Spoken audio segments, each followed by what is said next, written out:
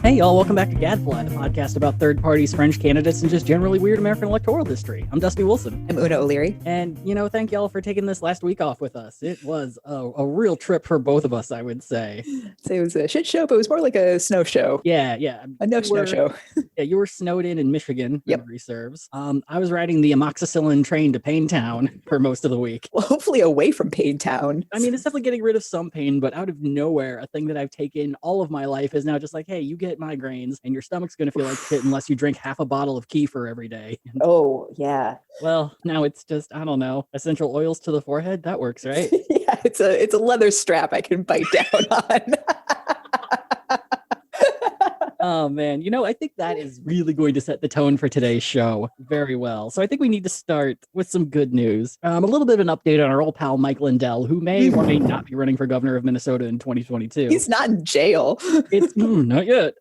So today, on the day that we recorded, it was announced that Dominion Voting Systems will be suing Mike Lindell for $1.3 billion. Oh, I didn't hear of the billion. I just knew of the suing. I just knew file under F for fuck around and find out. Yeah. Yeah, they're suing him for all the pillows, and I assume the total of his late debts and his betting expenses. Let's just put ourselves in the minds of the card sharks who lent him $25K when he was 16 years old, and the joy I can only imagine they're feeling. Oh my God. I imagine you don't get a ton of joy as like a debt collector for, shady business dealings. But this is probably one of those moments where you're just like, yeah, good on them. I like it. Yeah. Well, you like, take that fucker down. Where do I sign up as an aggrieved creditor? Yeah. Apparently, if you're under the age of 18, you can't take their thumbs. So good enough. Oh my God. Yeah, it's very exciting news. I hope beyond words he does not settle, because I will be watching whatever equivalent of court TV exists for that particular trial. Yeah, we all need this after a year indoors watching every available true crime special Netflix can give us. Pump it into my fucking veins. Yeah, I eat it over a spoon. Like every Netflix true crime thing, my favorite people are almost always the lawyers, and I sense for this one, Dominion has some very good lawyers whose amount of giving a fuck is very minimal. I would just have so much fun, like I would just enjoy my job in that regard. Like truly a wake up and be happy to live moment. Yeah. Where it's like I get to write in legalese shade. Just like really stretch myself creatively and professionally. Like, look, Janice, you've been working for Dominion as a lawyer for us for 30 years? How about we give you 2 years of very easy work? Just, get out there, do some legal jazz, just test your limits, have some fun. Have fun. Yeah. Put up a poster of a cat that's like just hanging in there. I want you to be that poster, Janice. Can you do that for me? Janice, can you have fun today? So that'll be a nice thing to look forward to. That might be like a special episode in the future, but the courts move slowly. So by the time that we would even do that, would probably be like 3 years from now. But then maybe we could go in person. Oh my God, we'd have to put on like fake mustaches or something. I'm game. Yeah, I'm always game to put on a fake mustache. To go to like some sad courtroom in Brainerd. You act like this isn't selling it more to me. Like every step of the way is like, yes, I want in. Done. All right. When the pandemic's done, the first thing we do is go to Mike Lindell's court case. Local court in the county outside of St. Paul. Why not? Oh, man. All right. So I'm not going to lie, Una. This has been the hardest time that I have had ever researching something, because I got into it thinking, oh, this is going to be a fun little goof. This will be a nice little jokey episode before we go back into another multi-part moment of pure chaos. And I was really actually kind of happy we took that week off, because I kept kind of descending into just this research depression. Oh my God. Like, we've talked about a lot of shitty people on this podcast. We've talked about Christian nationalists. We've talked about American fascists. But somehow this is the one that almost broke me. Wow. And for the people listening at home who have not been receiving occasional text teasers, what almost broke you, Dusty? So it is about a person who created a form of evil that I've never thought about. Ooh. Like, we're familiar with Christian nationalists in this country. It doesn't make it good and it doesn't make it all right, but we at least know enough about them that it doesn't really blindside you when you find out that, like, oh, Marjorie Taylor Greene, she's a QAnon Christian nationalist. All right, I can understand what that is. The evil is unfortunately normalized. Exactly, yeah. And so this is a kind of evil that I never saw coming based on what the topic was going to be. And so I apologize. There's going to be a lot of deep shit And so to start this off, I'm going to talk a lot about people I actually like to kind of set the scene, because I think it's really, really important to understand what's going on in the country at the time to kind of give a deeper level as to why what happens is so shitty. Man. So this is going to be the first episode where I have what I call the Dusty Beverage Special. I have a coffee, I have a fancy bubbly water, and I have a beer. It is what I have every D&D, as you know, because I want options. But this is just like, I want depression options. I either need caffeine, I need a simulacrum for soda, or I need to just get drunk. We're going to ride this wave together. And at the end, we're going to try to find a fucking lesson in all of this. Amazing. Amazing. So that being said, at this moment, I am going to have a huge trigger warning for anyone going in. If you are especially triggered by, I would say, discussions of suicide, discussions of a sexual nature, there is definitely going to be some very, not vivid sexual action, but very vivid sexual terminology that's going to be going on during this episode. And if you have any bad experiences from art school, that like, I'm talking like the serious sort of shit that gives like really rough flashbacks, this is not the episode for you. You are going to want to bail right now. You can come back next week. I promise a lighter episode. I mean, I have one I've been holding for a while. Next week, I'll give you a preview. Next week, we're going to talk about a guy who sued God.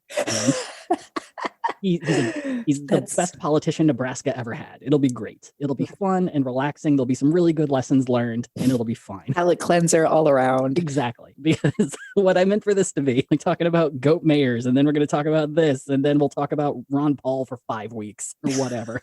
Wait, what? It'll be okay. It's okay. It's okay. Wait! I can't do that now. I can't do that now, but it's always going to be there on the horizon, Una. I'm so sorry. There's no way we can do this podcast and not talk about Ron Paul at some point. No, it's true. I'm just now having the flashbacks of returning from Asia and landing in Southern California at the height of his like love revolution and seeing the banners everywhere. And then it was just like one piece of a larger puzzle that left me confused as to like where I suddenly was again, because Southern California anyway is just weird. Yeah. And then like I get back, my dad picks me up and he's got the New York Times and like the New York Times shrank, like physically shrank in the time that I was gone from the States. And so that was confusing. And then like these banners kept like Ron Paul's revolution, but then like the LOV in revolution was, or they had something where it was just like, they tried to form love out of it. I'm just like, what is going on? Yeah. Anyway, we can get deeper into that. Fucking that after another month. Great. after we dive into apparently art school triggering trauma. Yeah. Which is so real, Dusty. No, and I know it's like... real. Like, you know, it's theater. I don't, as a playwright, I definitely did not get much of that. I know a lot of actors did. I've read a lot of acting horror stories, but art school in particular, I'm very aware has some awful, awful cultures and atmospheres. So yeah, if any of those are going to be rough for you, we'll definitely see you next week. Take care of yourself. Internet hug. But yeah, for all of you that are still here, let's buckle up. Get your leather strap and bite down. I'm really selling this episode, aren't I? This episode is going to be our polar bear club of third party. Once a year, you got to jump into this episode and then jump right the fuck back out. Yes. And we'll raise money for, I don't know, the United Way or something. Yeah, this is our shot of Malort special. At least Malort gets good the more you drink it. Does it? It doesn't get good. It just gets, you taste it less, which technically means good. I think we're edging into Stockholm syndrome, but man. All right. I've pushed this off too much. All right. Yep. So today we're going to be talking about performance artist Chris Korda. Oh boy. I know I already have you at performance artist. So all right. So let's set the scene talking about some really decent, awesome people. The late 1980s in America. And now I'm not going to pretend to be like I'm King Easel of Art Town. And I know theater stuff and my clothes sometimes match. So as a rich history of modern art, this is not the episode you're going to get to pass Art 506 and analytical study of color things. But I'm going to try my level best. And if I fuck things up, feel free to let me know. So the first thing to know going into the late 80s is the art world and the world of American politics were about to run head first into each other. Here in America, we have a thing called the National Endowment of the Arts, a government-run organization that provides funds to artists and projects of various mediums across the country. It's created by Lyndon Johnson in 1965, and for a solid 15 years ran without that much controversy. And that is until a real prick by the name of Ronald Reagan showed up. And you see, Reagan felt that the world of art was getting just a little too out there, and a number of artists that the NEA sponsored were producing work that made him and other conservatives somewhat uncomfortable. And in 1981, Reagan pitched the idea of abolishing the NEA for about 3 years, sort of like a small test run to see if anyone would notice. Oh my God. However, Reagan would end up changing his mind, mainly because Charlton Heston and beer baron Joseph Coors convinced him that the NEA had been involved in creating amazing works of art. And weirdly enough, by the end of Reagan's 2 terms, the budget for the NEA actually went up to its highest operating budget ever of $169 million. Wow. Yeah, I do love those little like budgetary trivia things where it's like, yeah, technically Reagan raised the NEA budget. Right. Technically, George W. Bush raised the budget for mental health programs in America. Huh. Yeah. It's just with the NEA, it's like they just made sure it wasn't quite as gay. Yeah, I mean, their budget went from $0 or planned $0 to Oh, boy. 169 million. So anything would have been. I mean, compared to what they were planning on doing, yes. That's yes. Okay. But that sudden boost of budgeting would all come to a swift end in 1989. So, Una, I'm going to go out on a huge limb here and say this. Art's kind of fucking weird. Frankly, I don't get a lot of it. But that might also just be because I have a very short attention span, and it's easier for me to look at Van Gogh's self-portrait and feel something immediate than it is for me to look at a Jackson Pollock work and feel really anything at all. So the first time I saw the more famous works by photographer Andres Serrano, it was definitely easier for me to give it a dismissive reaction and just move on rather than figure out what deeper meanings may be implied in his work, which, I hate to say it, is pretty par for the course here in America. Andres Serrano is a New York City born and based photographer. His more well-known focus is using bodily fluids as a framing technique for his work. I think you just realized who he is just from that sentence. Yeah. So such fluids he'd previously used in his work included breast milk, menstrual blood, and semen. His actual best-known work that people probably don't know about would be the cover for Metallica's album Load. Did he do the Piss Jesus? Yeah, that's what we were getting to. Okay. So yeah, in 1987, as part of his fluid series, Andres would take a small plastic crucifix, place it in a jar, and then fill said jar with his own urine. He photographed the picture, used Cibachrome to darken the colors of the photo, and printed it. And this particular work, Immersion, would premiere at the Stux Gallery on the Upper West Side of New York City and garnered a very positive response from the art world. And then, no one talked about it for about 2 years. And it would be in 1989 when America as a whole became more aware of the picture and would know it more by its parenthetical name, Piss Christ. In 1989, Republican Senators Al D'Amato of New York and Jesse Helms of North Carolina not only found out about the picture, but they also discovered that Serrano had received $20,000 total from the NEA for the creation and rewarding of Piss Christ. And look, if you're going to try to tear down the NEA, you cannot get a much easier layup than taking a work of art in which Jesus is resting in urine as the focal point. And the thing, though, is the picture, it's actually kind of gorgeous in its own way. Mm-hmm. It's really weird. Like the Cibachrome gives the urine more of like an amber look. It looks more like it's encased in just kind of like a molten liquid a little bit. And the lighting on the crucifix is really, really well done. It's honestly really pretty. And if you didn't know going into it that that's actually piss you're looking at, you'd probably like it. And the same for the senators. They probably would have fucking loved it if they just was like, oh, it's a picture of a crucifix in amber. Love it. Great. Put it on the wall. Don't think about it. I don't know. Have you seen Piss Christ? What's your opinion on the thing? I have not, but I think I remember, I don't think it was Piss Christ, but I think there was a different artist in, I want to say like 2000, 2001, with a similar shtick, for lack of a better term, but it was like, it's either Mary or it was Christ, but depicted maybe with fecal matter. And I remember that. Yeah. Like, again, like huge blow up. And I remember in particular because I think Giuliani was still mayor at the time. Mm-hmm. And I was taking our history class. So of course we talked about it and how it was exactly the same, like unnecessary blow up of just like, we have to take this down. This is sacrilegious. How dare they? And it's like, no, it's art. It's definitely art. Yeah. Like your rage is in fact, like, if anything, like I think the more disappointing factor for the artist would be if it just continued unremarked upon as it did for the first 2 years. Like, yeah, exactly. But when it comes down to it, yeah, it's a crucifix and piss. And it kind of, if you're just told that's what it is, at best it has that kind of edgy high school nonsense feeling. And at worst, it feels incredibly blasphemous. And the thing though is Serrano vehemently denied any intention for the work to be taken that way. Andres himself was and still is an extremely devout Catholic. For him, the piece was more about the commercialization and cheapening of the image of Jesus, but also noted the following, quote, what it symbolizes is the way Christ died. The blood came out of him, but so did the piss and shit. Maybe if Piss Christ upsets you, it's because it gives you some sense of what the crucifixion was actually like. Yeah. Yeah. So it's like, you kind of need Cliff Notes when it comes to art, especially when you initially look at it and you have a very strong reaction to it. Yeah. And I would say my initial reaction would be using your own bodily excrement also is a way to remind yourself of the humility that is Christ, that he is working with our lessers. He's finding himself among the poor. He's washing the feet of lepers. It's not debasement, but it is, a humbling.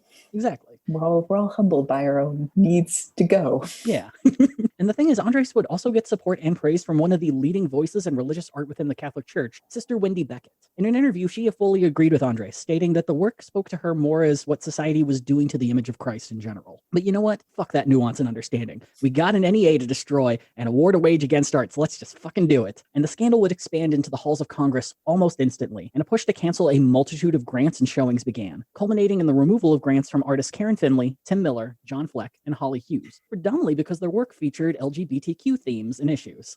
Seems a little shoehorned from the original. But that was 100% a lot of their stuff. One of the first exhibits that got canceled was a Mapplethorpe exhibit in DC. It was kind of like a culmination of his work. They canceled a showing of a humongous art piece called The Dinner Party by Judy Chicago, where it is, I want to say, a 47 foot by 47 foot by 47 foot dinner table set in a triangle. And each dinner placement is a different woman throughout history who is considered to be influential. And each of the plates are kind of designed as a like a porcelain or ceramic vulva. It's honestly a very gorgeous work of art. From what I've been reading into it, also kind of problematic. Oh, sure. Because it's mostly white women, and Sojourner Truth is one of the few women of color there, and her plate is not at all like a vulva.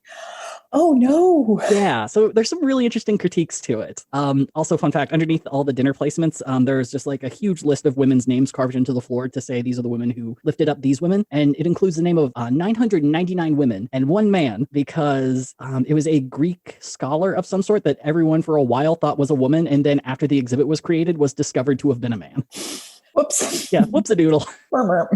I should have put Frida Kahlo's name there, but no. But no, we didn't have the space. Anyway, so it would dive into all of these sorts of things, and there would be just these humongous battles of the culture war. And so Karen Finley, Tim Miller, John Fleck, and Holly Hughes would band together and sue the NEA, and shortly thereafter became known as the NEA 4. The group would end up winning, but this national battle against the arts would also lead to a multitude of artists receiving death threats for their work, and eventually lead to the NEA deciding to no longer offer grants to individual recipients and only offer them to groups or companies. Which means it's only being channeled towards, towards people with power anyway. 100%, yeah. Towards the people who don't have a seat at the table. Exactly, yeah. Shortly after undergrad, I was like, oh, I should probably try to apply for one of these. That seems sensible. And then I was going through the list, and it's like, it's all these theater companies that are already huge and don't really need the help, and all these museums that don't need the help. But when that's all you can do, then, that money's got to go somewhere at least. But yeah, it really kneecapped the NEA after that decision. So yeah, so this is just like a long way of saying it's a very unique period of time in which art really kind of had no choice but to become more political, but also challenge that initial gaze of appropriateness. And I think one of the best examples of this would be an art piece called "What is the Proper Way to Display a U.S. Flag" by Dred Scott. The piece involves a photograph with the title of the piece and images from Vietnam War protests, American flag-adorned caskets, and a burning flag in the upper left corner. Below that is a shelf with a set of empty notebooks for people to write whatever they wish, and was mostly eliciting people's reaction to the question. However, to get to the books, you had to walk across and remain standing on an American flag that was draped across the floor.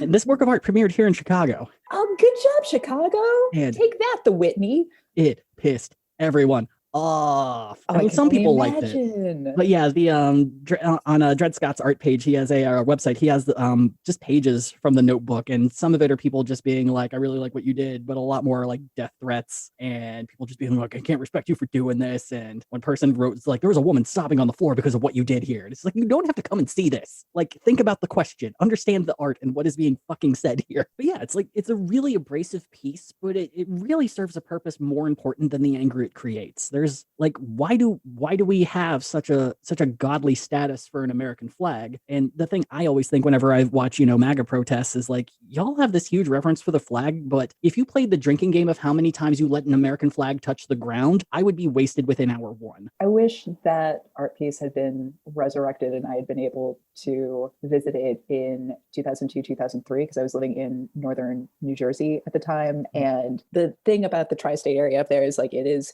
very liberal. It is also equally like red meat patriotic at similar times, and never more so than right after 9/11. Granted, a horrible thing had happened, but it was also just it was just weird to experience in real time up there, not being from the area, and suddenly like all the yellow ribbon stickers on everyone's SUVs and like support the tree, and just like the jingoism was just out of control. And it would have been very cathartic for deeply pretentious baby Una to go to this art piece and kind of sit with that. Yeah. And Yeah. with my anger of looking around and seeing like all of these otherwise like very educated, very like liberal progressive agenda East Coasters suddenly like being proto MAGA in a sense. Yeah. Those MAGA training wheels back in the early Yes. 2000s. Yes. Ugh. Yeah, so I bring this all up, one, to kind of set the tone for a world of art where the initially offensive can then make way for something more enlightening and really kind of make you think things you never would have thought before, but also to set up examples of artists who do this well and with good intention. Why is that, Dusty? You know, it kind of helps us understand how fuck awful it is when people just try to imitate this as hackily as possible No, and in a desperate ploy for attention. I joke, but there's truth to that, because I think for us, like part of as artists, I will say that as artists, I think it's like incredibly grating to witness, and you know when it's happening to witness this like the cynicism that is bad art. It's like you are just a child with a crayon. Yeah. Seeing what you could get away with. Yeah, that's such a good way to put it. But I guess that means we have to talk about Chris Korda. Oh boy. Whose name I've never heard before. So there's no reason that going to. for. The only reason I'm happy to say this name out loud is that ideally it will now become associated with hack bullshit. Yay. So here we go. So Chris was born in New York City in 1962 and was born into what I'm assuming to be the kind of wealth you can't really imagine very well. Chris happened to come from a line of very influential Hungarian artists. Her grandfather, Vincent Korda, was an art director who worked out of London, and he was nominated for 4 Oscars during his life and won in 1940 for the film The Thief of Baghdad. Her great uncles, or grunkles if you're being more accurate, Alexander and Zoltan Korda, were also film directors. Zoltan? Yeah, Zoltan. More people need to be named Zoltan. I'm putting that out to Zoltan. Yeah. Yes. Oh, it's a great name. So the two co-directed The Thief of Baghdad. The Kordas seem to kind of work together very, very often. But they also worked on a movie called Women Everywhere. And based on the name and time period, I assume it's either a musical comedy or a horror movie. And either way, Women Everywhere features 2 women in the credited cast of 13. So, everywhere. As for Chris's father, that would be Michael Korda. And he was an author, mostly known for the novel Queenie, but his real fortune came as editor-in-chief for Simon & Schuster, one of the world's biggest publishing houses. Yeah. So naturally, Chris would end up attending a very hip and with it private boarding school in Madison, Connecticut, called the Hammonasset School. Hammonasset opened in 1971 and turns chair backwards to sit and rap at you. This isn't your normal school. Damn it. For one, they had a very renowned visual and performing arts program, which, I mean, we know our high schools. We had an auditoria, a combination auditorium cafeteria. So very well renowned. Fame, we were not.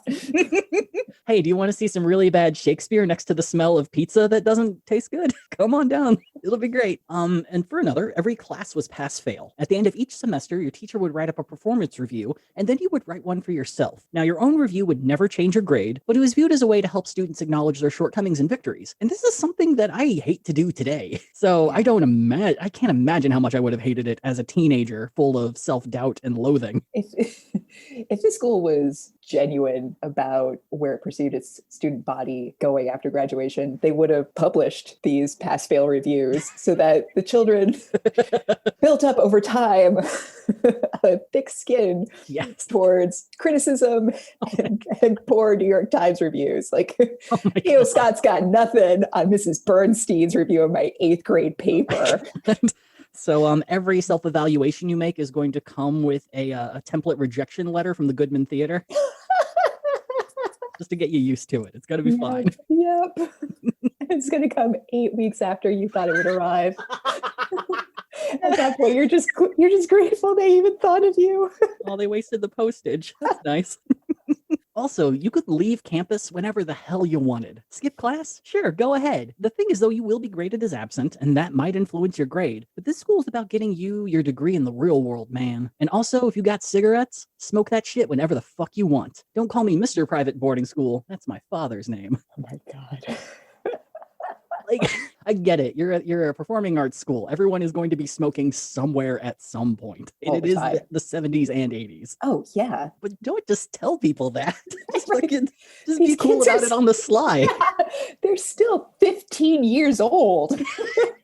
Look, we got to graduate you to cocaine before the 80s hit. Well, we got to get you there. Oh my God. So Chris would graduate from Hammonasset and move to the city of Boston. And while there, she would begin her first career working as an electronic techno music DJ. In 1991, though, would end up being a very pivotal year for Chris. It would be the year that she would identify as transgender, and it would also be the year that she would have the divine inspiration to start her own church. According to church mythos, Chris was fast asleep when she was visited in her dreams. An alien creature known only as the Being informed Chris that the planet was hopelessly doomed. The Being told Chris that it came from another dimension and had been attempting to communicate to humanity via crop circles and other paranormal phenomena, but no one was listening. Chris has even stated herself that by the age of 10, she was already deeply concerned enough by climate change that she already felt that the world was hopelessly doomed to begin with. But it was this vision that Chris was given a solution to this problem. All we had to do to save the Earth was get rid of all people. In Chris's own words, she woke up from the dream muttering the phrase, "Save the planet, kill yourself." And thus, the Church of Euthanasia was born. Oh no. As stated on the Church of Euthanasia website, which still exists today as more of like a narcissistic archival format, describes itself as, quote, "The Church of Euthanasia is a nonprofit educational foundation devoted to the restoring balance between humans and the remaining species on Earth. We believe this can only be accomplished by a massive voluntary population reduction, which will require a leap in human consciousness to a new species awareness." This is such Gen X reality bites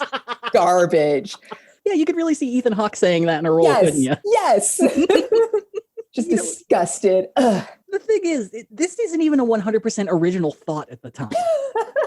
For decades, quite a bit of evidence has come to show that people are one of the greatest influences of climate and the health of the planet. And a whole year prior to Chris creating her church, a fellow by the name of Les Knight created the Voluntary Human Extinction Movement. But the thing with Les's organization is it's a lot more keen on people living out their lives as long as possible, but just agreeing not to procreate during the time that they're alive. As his org says, may we live long and die out. As for the Church of Euthanasia, though, they take a bit of a stronger stance than that. Oh no. So the church supports the end of humanity via the 4 pillars of the church: abortion, sodomy to prevent pregnancy, cannibalism to deter the eating of animal products, and the big one, suicide. The church also had one commandment: thou shalt not procreate. And according to Chris Korda, a number of people got kicked out of the church for breaking that commandment.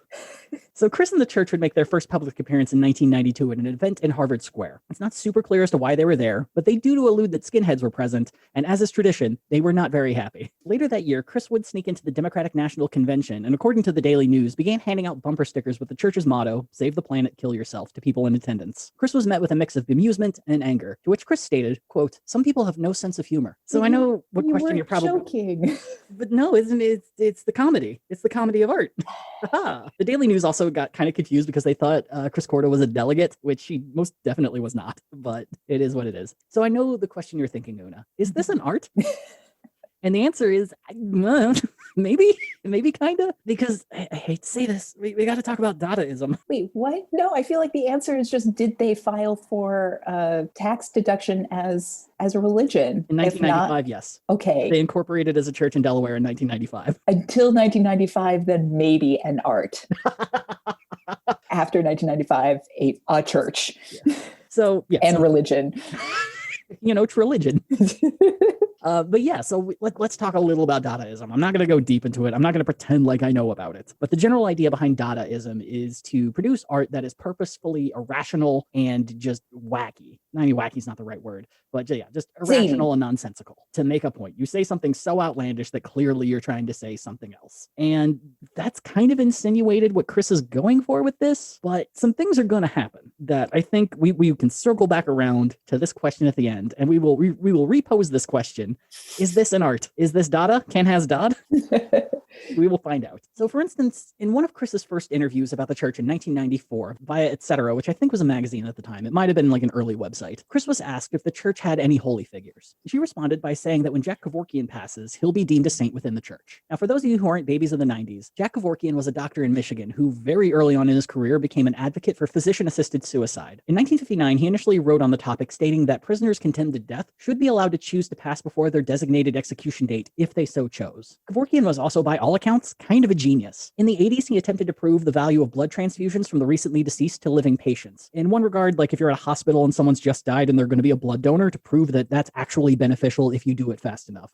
The problem is, though, he pitched it to the US military, and I mean, war's traumatic enough as it is, but the last thing I think anyone's going to want to do is to completely exsanguinate blood from your friend who just got shot.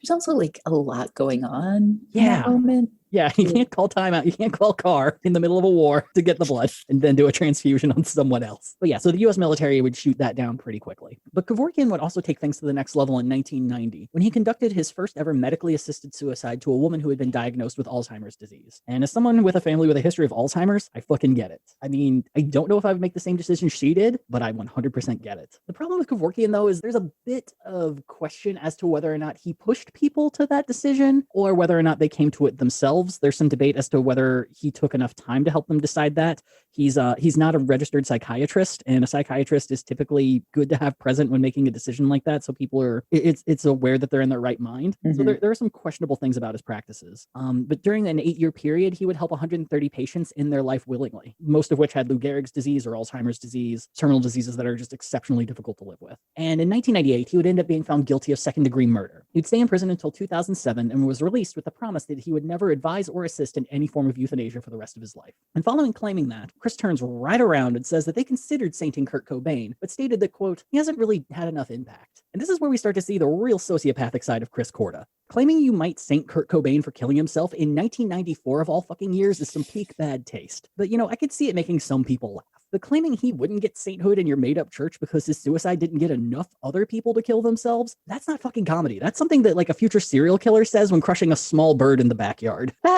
Yeah, and a lot of people killed themselves after Kurt Cobain died. It was a traumatic fucking moment for a lot of people. And it's like, it just being like, no, his numbers weren't good enough. We have a set limit of, like, residual suicides that need to happen after Courtney Love kills you. Okay, hold up. Oh, She did. I shut that down. He did not. So following all these questions, etc. asks Chris, well, if you believe in this so much, why haven't you and your followers killed yourselves yet? Which, real risky question to ask, especially with Heaven's Gate just right around the fucking corner. You didn't know that? This is the 90s. So Chris replies the following, quote, it's important to understand that what the church was really created to do is to change people's worldview. Right now, the dominant worldview is what we call the spectacle. This is the image of man as it is portrayed on television. And the extent to which people view the world through the terms defined by TV is the extent to which they participate in the spectacle. So our primary goal is to interrupt the spectacle with a full variety of media tactics. We're anti-spectacle. We're attempting to wake people up out of the hypnotic trance introduced by the spectacle. It's only when they wake up that they'll be able to perceive their own relationship to the earth in anything other than the terms defined by the consumer economy. If we achieve that goal, then it won't be necessary to kill myself. I may kill myself or I may not. We actively support the right for people to die if they choose to. It should be as easy as getting your teeth cleaned. But that doesn't mean I personally am going to go kill myself tomorrow. For the moment, I continue to be able to do more good by staying alive. Ooh, there's a lot to unpack there. Yeah, like just reading that is just like, yeah, look, we all know about the cave problem. We know, the shadows on the wall. We've all watched The Matrix. This is like 9 years before The Matrix. What? Yeah. Damn it. Yeah, well, no, this would have been 94, so it would have been like 5 years before The Matrix. Yeah. Post-Matrix. Okay, we're living in a pre-Matrix society right now with this quote. I mean, that's part of it. It's just like you hear that, and it like I don't know. Maybe it's the times that we live in now. But man, I pulled something with my eye roll. I don't know about you. Yeah, I think that was the first sentence that actually broke me while studying this, just because it's one of those sentences where you read it halfway through and then you think you finish reading the whole thing, but you realize you spaced out at some point, and so you have to go back and read it again because it's just bullshit. It's just piles of bullshit. And there is definitely a theme with this, though, is that Chris is fucking obsessed with the media. Ooh, okay. Like, she is Alex Jones fucking levels obsessed with the media. So, little pin in that. And so Chris then finishes up the interview by stating that, quote, just so people know, if you're going to drink and drive, it's very important not to wear your seatbelt. Jokes, jokes, jokes, jokes. Yeah, I hate her. Yeah. Yeah. I was never a fan, but now I actively hate. But that's just what I mean. Is like how are you the journalist assigned to this and not being like, oh, you want to play? You came here to play? Let's play. Let's fucking play. Yeah. Let's. You know what? Maybe you should kill yourself. Like yeah. With that question coming up, being like, this is what I'm gonna do, and if I get a bullshit answer to this, I know there's nothing I can say to challenge this person because I'm just gonna get a C- dissertation thrown at me. Yep. And with that, the Church of Euthanasia began to, take off is generous, but for the sake of what we're talking about right now, let's just say it took off in its own like small art world sort of way. They began releasing a newsletter called Snuff It, filled with essays and art and the like. They began to protest at more rallies around the Boston metro area and snuck a, quote, Save the Planet, Kill Yourself banner onto the billboard off the Mass Pike. They also created their own record label, which, if I'm going to make a conspiracy theory from all this, I think that was Chris's goal to begin with. Because she very clearly loves her music. And I'll circle back to it later because I don't want to spoil some shit. Oh boy, okay. They would dub their record label Kevorkian Records, and predominantly everything that got released was Chris's shitty electronica techno. Which, not gonna lie, if I was Jack Kevorkian, I would sue. I would sue. I know I'm not gonna win, and I'm busy doing my thing, but fuck it. This is so weird too, because I grew up where, yeah, Kevorkian was like definitely a household name, for better or worse. Yeah. But a household name too. I'm just like, oh God, another personality out of Michigan making us look like a hand-printed landmass of crazies. Why? Oh my God. I mean, I do love that as the Michigan state motto, but I am from Ohio, so I'm kind of obligated. Yep. Oh, man. But by 1995, the group would push themselves into the national spotlight. As we said before, art and politics had become pretty intertwined. So if you really wanted the normies to find out about your Boston-based art death cult, you really need to make a big splash. So Chris announced that the church was going to nominate a candidate for the 1996 presidential race. She would put together a pack for the candidate and brought fellow performance artist and Brown University graduate Lydia Eccels on board. All they needed was the perfect candidate. Theodore John Kaczynski was born in 1942 in Chicago, Illinois. Yep.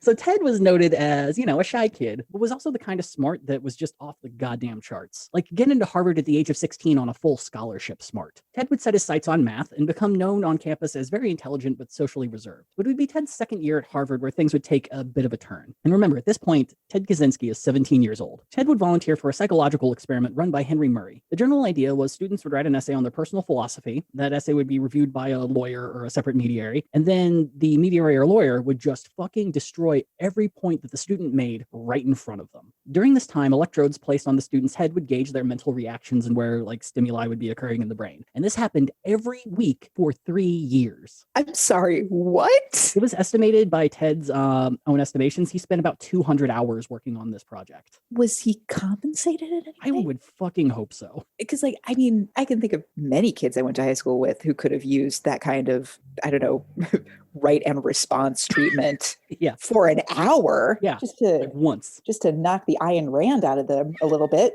But 200 hours? How do you even have once a week for 1 hour for 3 years. And you had to rewrite that paper each fucking time. Could you improve upon it? Or based on... You could try to make it work. You could try to change your opinion, but every single time the person reading it was going to just rip it apart in front of you. This is psychotic. Okay, continue.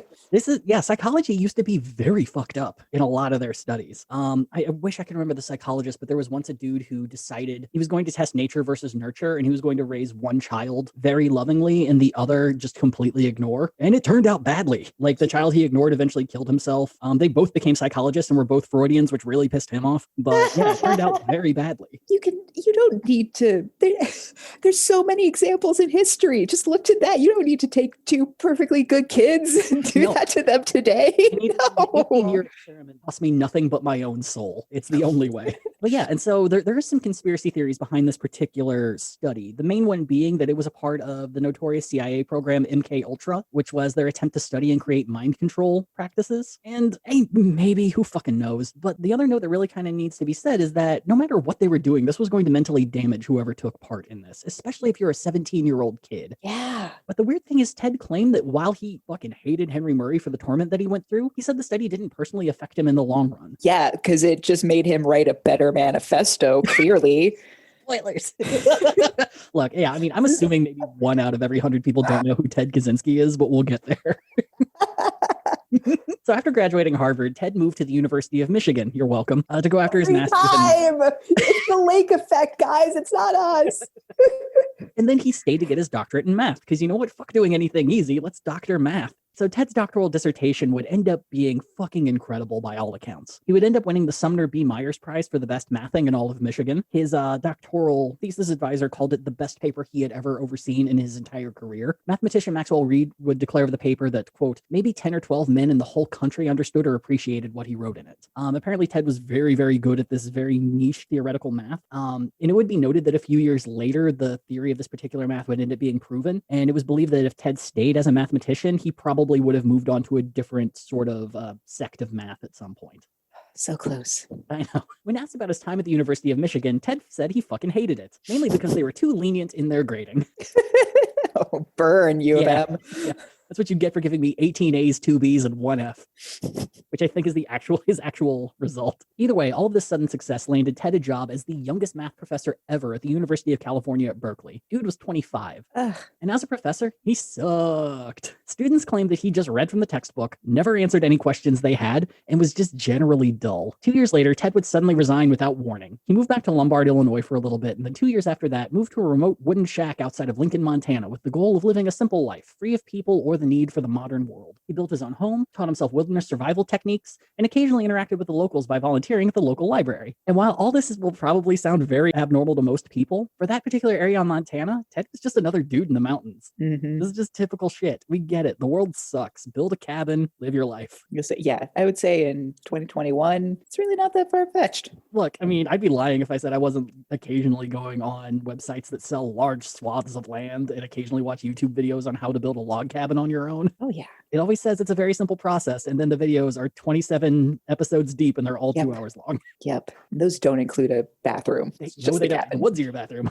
Don't put it near the stream. So by 1975, the private life that Ted wanted began falling apart. The land around him was being sold to developers, and in small acts of protest, he began sabotaging their equipment and supplies. And he also started to get real into Christian anarchist philosopher Jacques Ellul, which doesn't sound good. I don't know what he talks about, but Christian anarchy does not sound great. No. From at least this point of view. But the dam of Ted's rage would officially break through during one of his typical walks. Quote, "It's kind of rolling country, not flat. And when you get to the edge of it, you find these ravines that cut very deeply into cliff-like drop-offs. And there was even a waterfall there. It was about a 2 days hike from my cabin. That was the best spot until the summer of 1983. That summer, there were too many people around my cabin, so I decided I needed some peace. I went back to the plateau, and when I got there, I found they put a road right through the middle of it. You just can't imagine how upset I was. It was from that point on, I decided that rather than trying to acquire further wilderness skills, I would work on getting back at the system. Revenge. So in 1978, Ted would travel to Chicago and place a package in the parking lot at the University of Illinois at Chicago. The package would have a return address to Buckley Christ, a professor at Northwestern University. Someone picked up the package, returned it to Professor Christ, who then immediately called campus police because he did not remember sending out a package in the first place. Upon campus police opening the package, it exploded.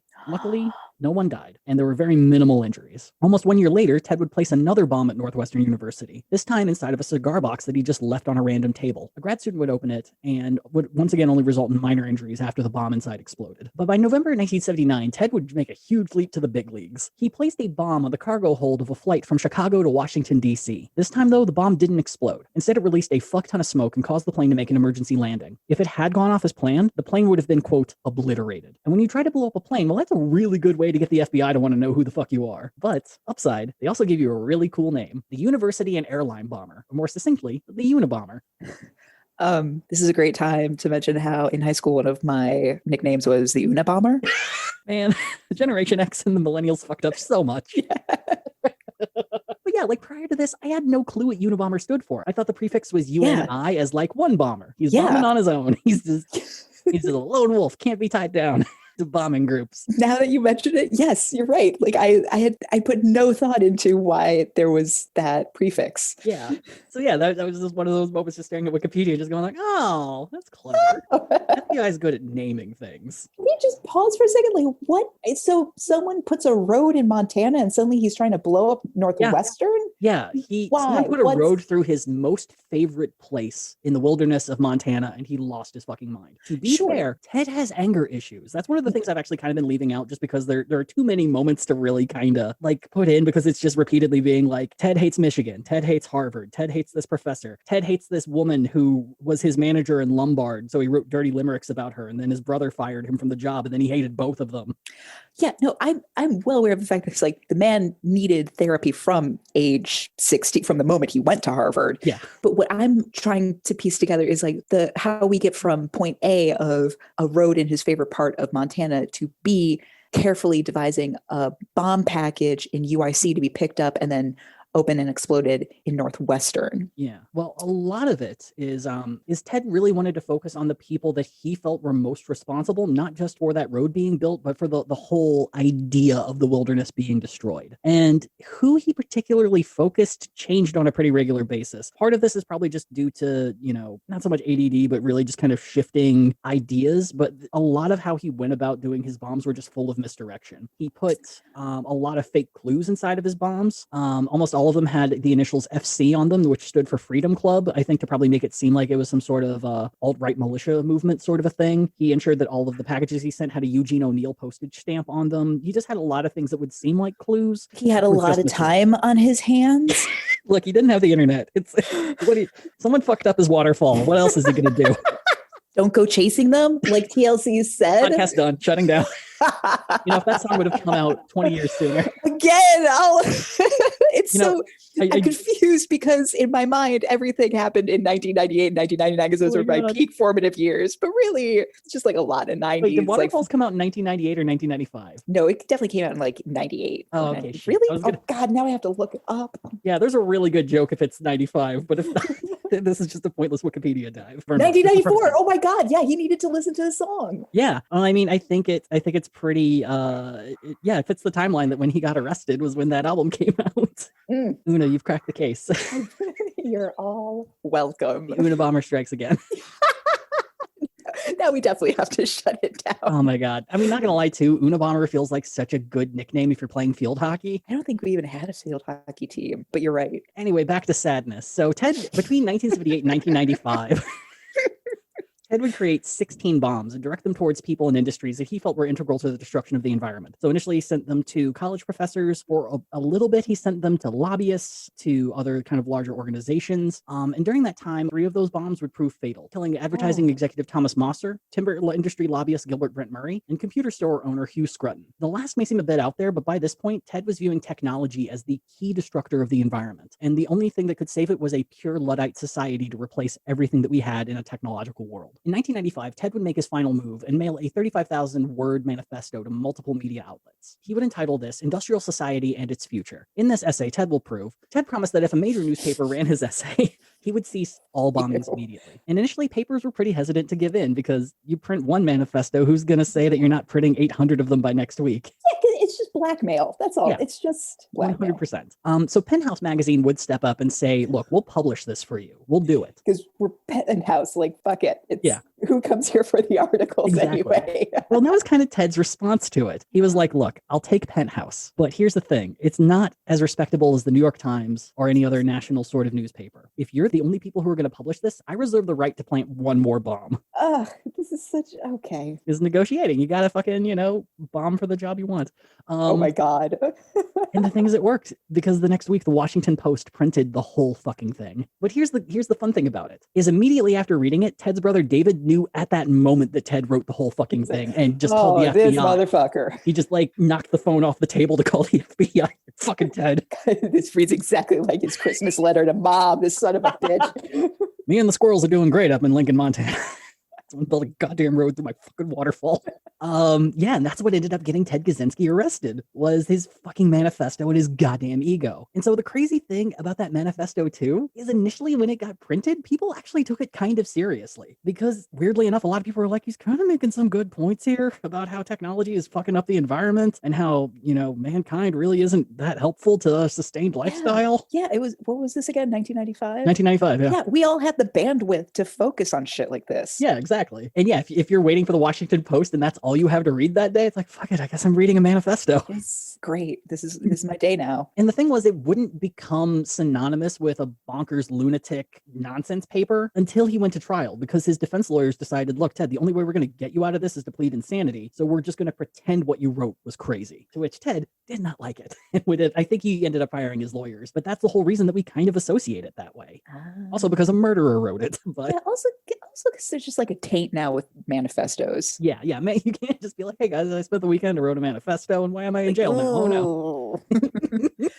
And wait, why am I banned from Twitter? Oh no. That's why Twitter's only 120 characters. Cuts down on manifestos. Yeah, you gotta figure out how to nest that shit. Yeah, you gotta kill your babies. You gotta cut that down. Get your point across.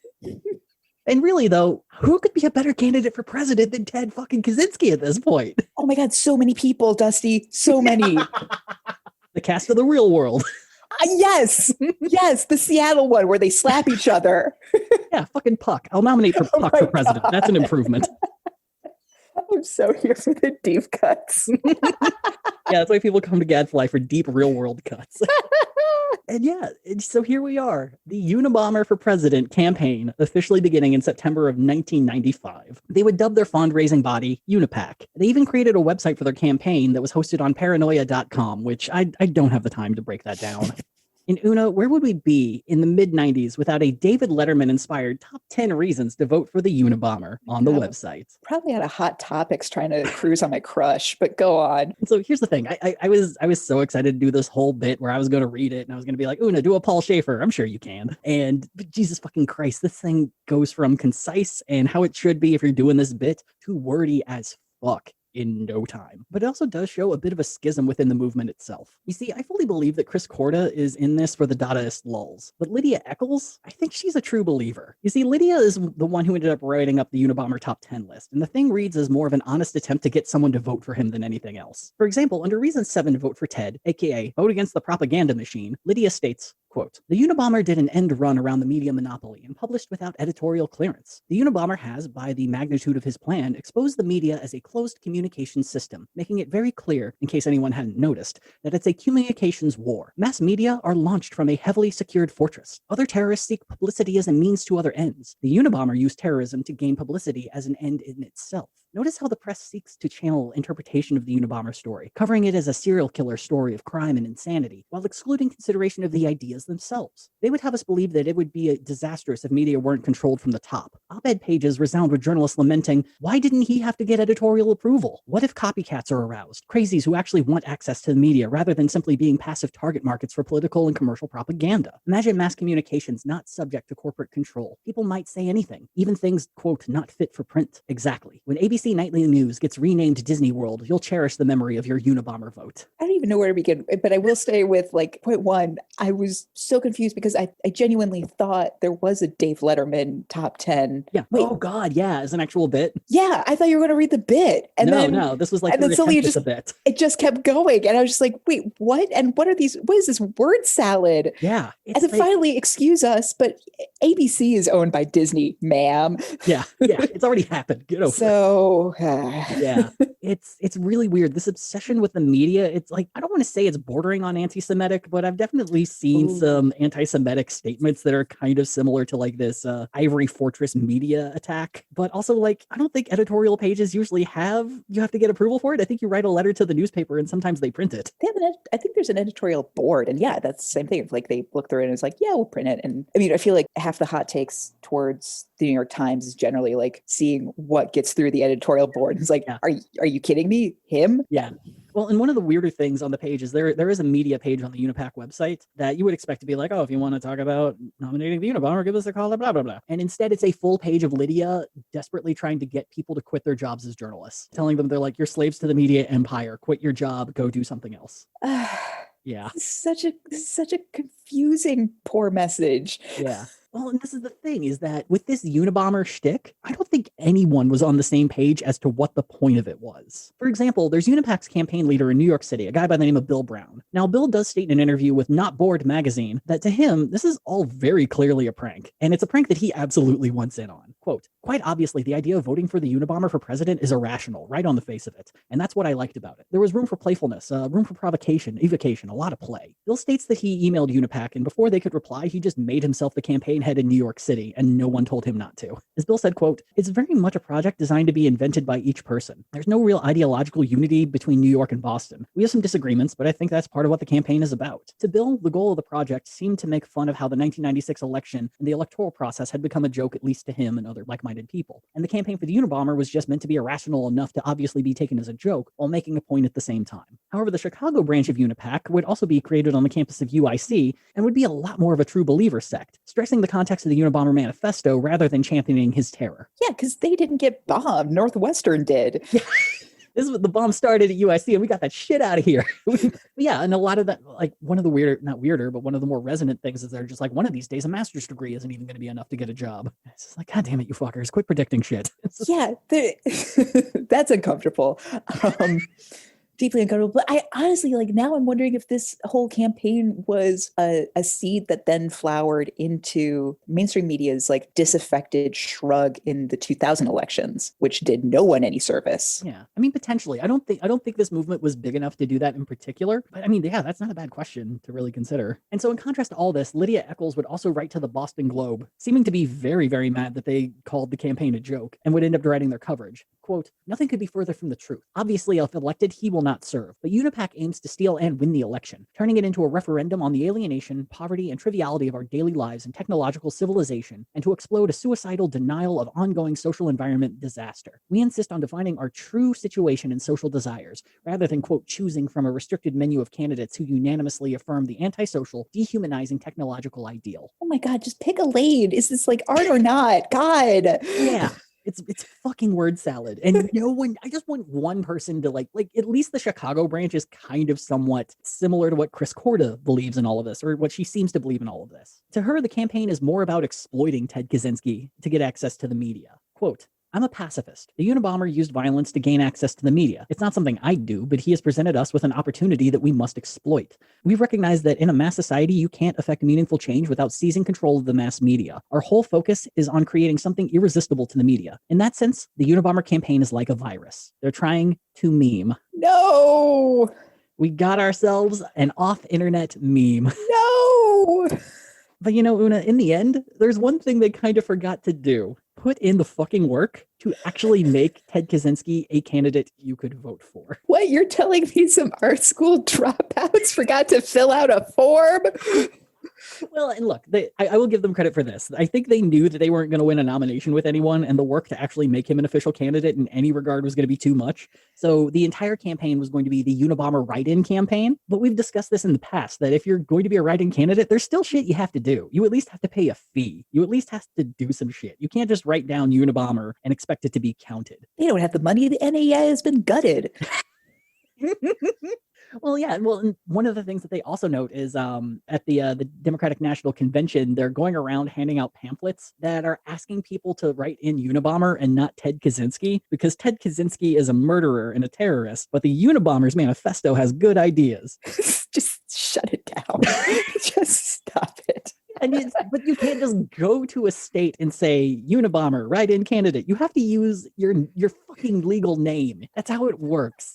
So in the end, technically he got no votes. Nothing fucking happened, because any of those votes where people would have written down Unabomber, none of that shit got counted. And in an interview with the San Francisco Chronicle, I believe, they asked Chris Korda, like, how many votes do you think he's going to get? And she's like, I think he's going to get 1 to 3% of the vote in California. And I don't know if that was a fucking joke. I don't know if she's serious. I don't know if it's a joke. I don't fucking know anything about these people, because none of them are goddamn clear on any of their things. If you're going to do fucking art, I get it. Art's interpretive. You can fucking decide what it means. Everyone has a different view on it. But if you're the people making the art, you have to have a similar fucking opinion on what it's going to mean. God damn it. And also, this is not fair that we are not come from money.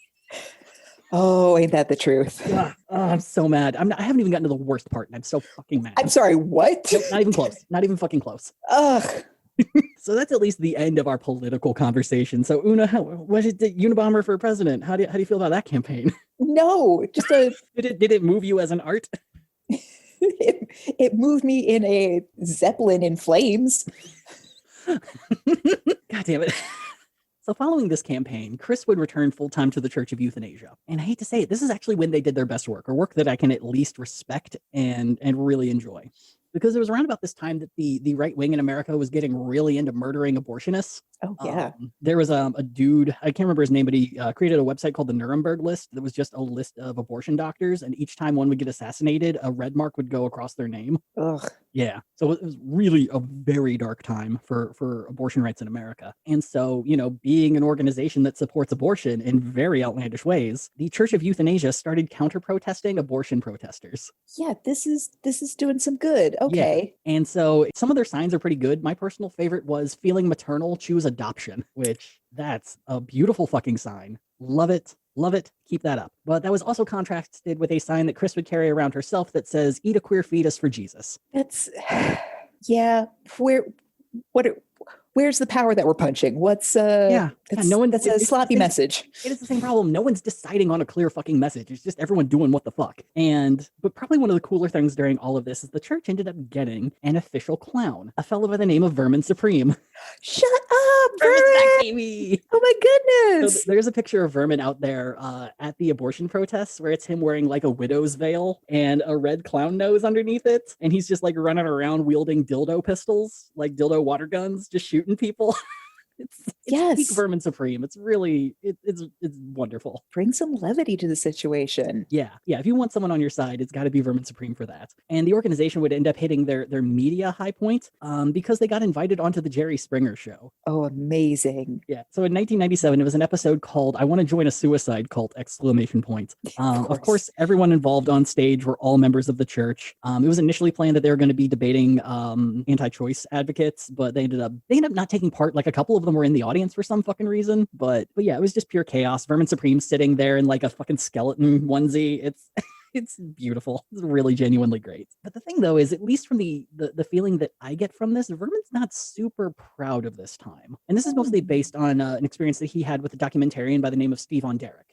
So back in, I want to say 2012, 2014, Steve did a documentary on Vermin Supreme. And during his research, he found that Vermin was the official clown of the Church of Euthanasia. And when he brought it up, Vermin was kind of cagey about it, which is something Vermin never is. Yeah. And eventually he's like, yeah, I did that. And so as of right now, Steve on Derek's doing a documentary on the Church of Euthanasia.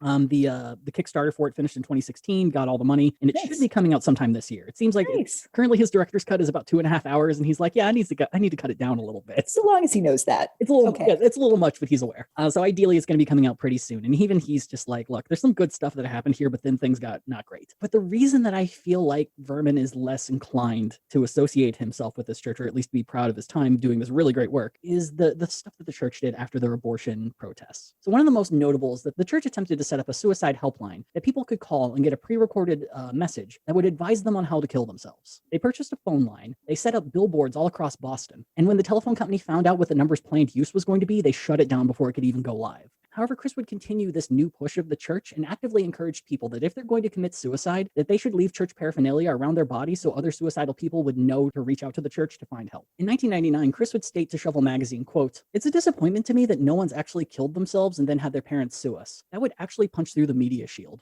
Oh, Chris. And the fucked up thing is in 2003, Chris got her fucking wish. A woman in Missouri killed herself, and as requested by the church, she left printouts from the church near her body. And instead of gaining more media attention, the church was threatened with voluntary manslaughter charges by the city of St. Louis. And the church, being very true to their art, immediately took down the page full of suicide advice from their website. When asked about the event by Simon Davis of Vice in 2015, and to ask if anything had come from those charges, Simon Davis noted that Chris took, who's usually very verbose and very, says a lot of word salad very quickly, suddenly got very calm and very plainly said, "I am unaware of any such activity, nor would I be disposed to comment or discuss such an activity if it did in fact exist." Oh, coward. You got what you fucking wanted, and now you're just backing away. Everything's, I never wanted that. This isn't my art. This is different art. Yeah, because a lawyer finally got a hold of her, and she realized just how much of her family's money would be going to this poor family. Mm-hmm. Yeah, Chris finally hit a consequence. Ugh. But guess what? Chris did even more shitty things during this time. A week after 9/11, Chris would release the music video to her newest techno track, "I Like to Watch." And as a song, it fucking sucks. It's got like some shitty MIDI background of just like doot, doot, doot, doot, doot, doot.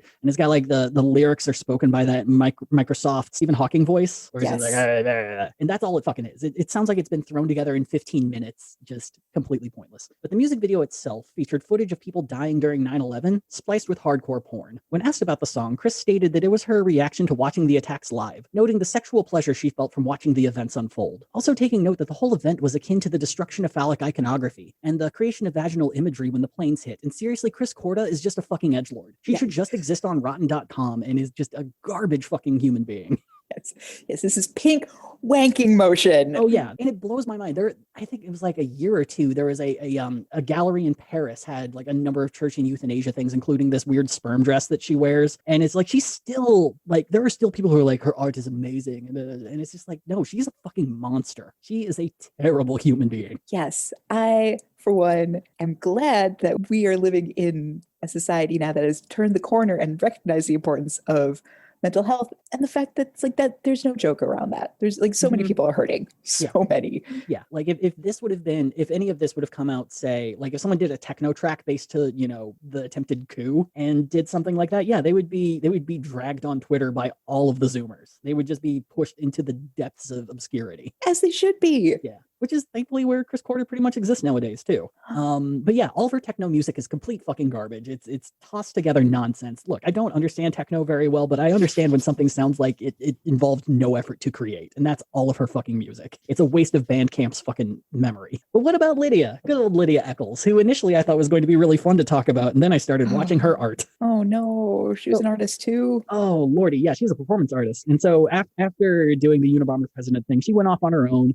started doing her own sort of performance artist, ended up joining a performance artist collective called Be Something. And within that collective, they've been doing, what's the word I'm looking for? Pointless bullshit. Like they'll do a thing where it's like, my piece is I am sitting in my kitchen and one person at a time comes in and sits with me. And then we allow nature to create the art. And whenever someone else begins to come in, then you have to leave. This is my art. One person, their art piece was writing a poem of theirs on a shirt and then dropping it into a bin at Goodwill. Oh yeah, no, that's some ninth grade level laziness. Yeah.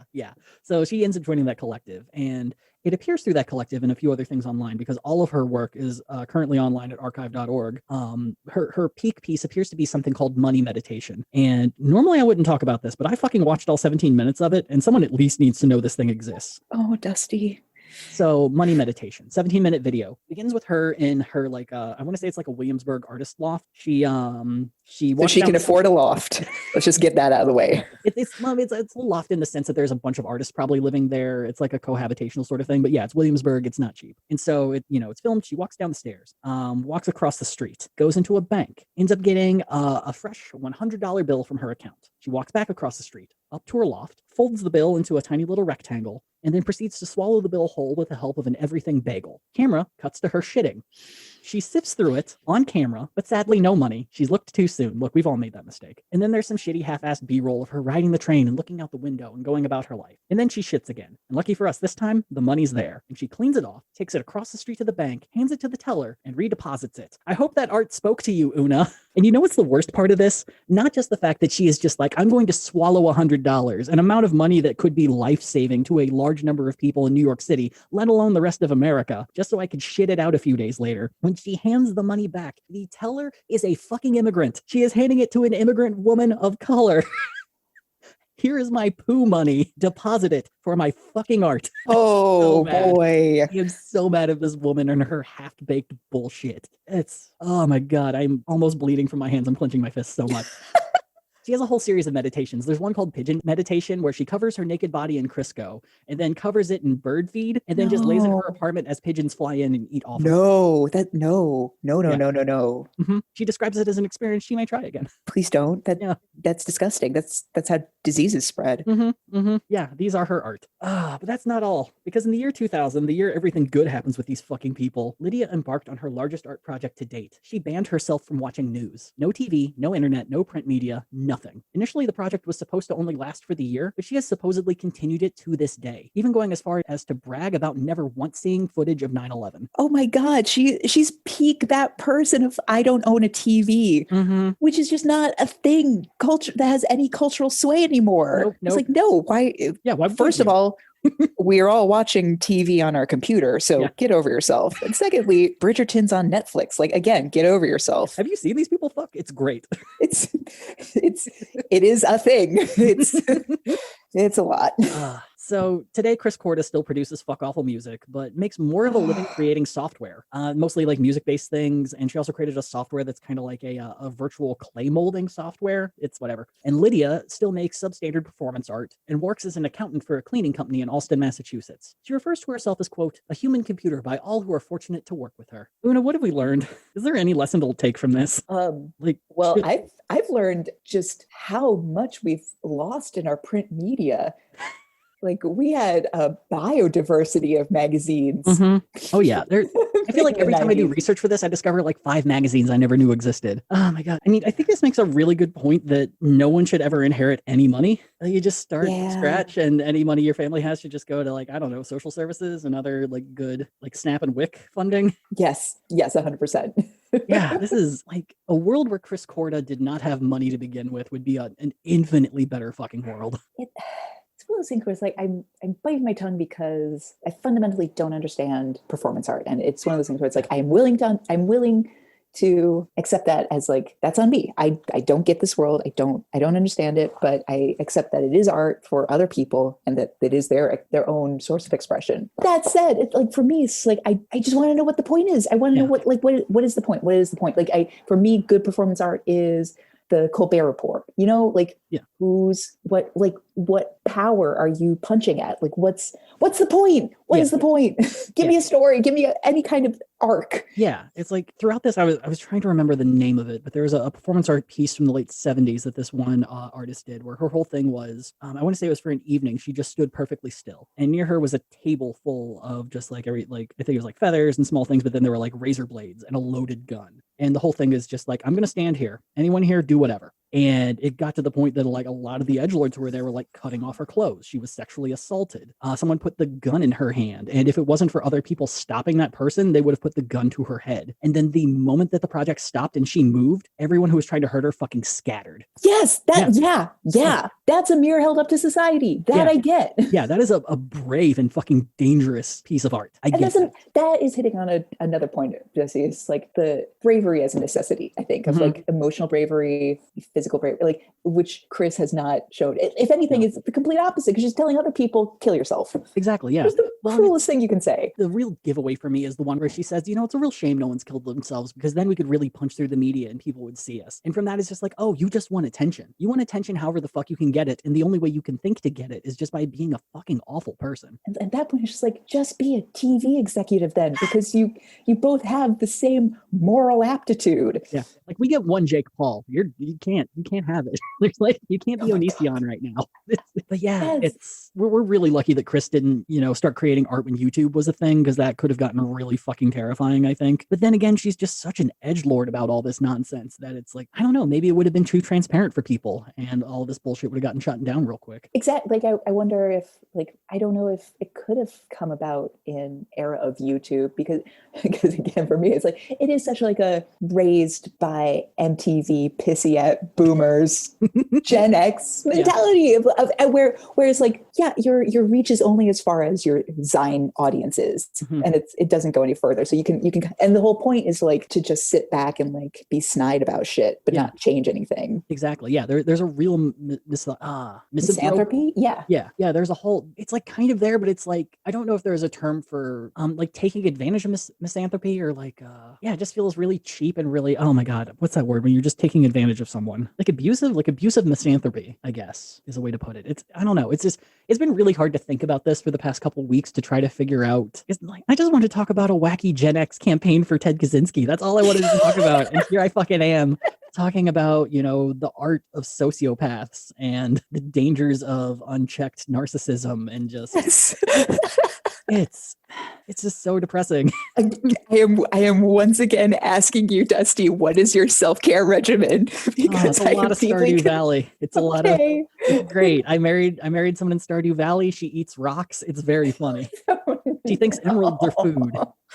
Oh, Lord. But yeah, join us next week when I'm purposely going to have us have a good time. This was rough. Good. Yeah. I did not expect to find a literal cult. Oh my God. So a smaller detail is one of the other higher ups in the group is this woman named Nina Haley, I believe was her name. And she worked as sort of like a documentarian for the church. And today she is mostly known as a shitty fucking TERF. Wow. Yeah. It's just like everyone that this organization brought in, with the exception of Vermin Supreme, were just fucking awful people. Yeah. And like, even if their like brand of awfulness hadn't been invented yet, give it time, apparently. They'll check that box. Yeah. Be a fucking TERF.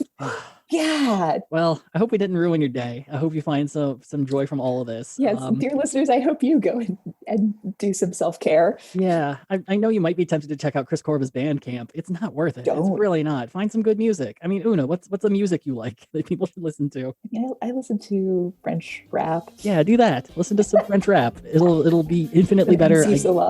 I guarantee. So. Thank you all for joining us in this real roller coaster of an episode, and we'll see you next time on Gadfly. Oh. Gadfly is a production of Added Serotonin. Our episodes are edited by Brianna Valentine of Rem Alternus Productions. Our theme song is Sophomore Makeout by Silent Partner, and you can find us on Twitter and Instagram at GadflyPod. Ready to level up your cosplay game? Check out the Geek Forge on Etsy. With a variety of props to give your photos that extra spark, you'll find just what you need. Hold magical fire in the palm of your hand, or take a potion to restore your mana. With a large variety of colors, you can choose your own magical flavor for your cosplay. Bring drama to your photo shoots with these vibrant props and more, all available at the Geek Forge. Are you ready to level up your cosplay?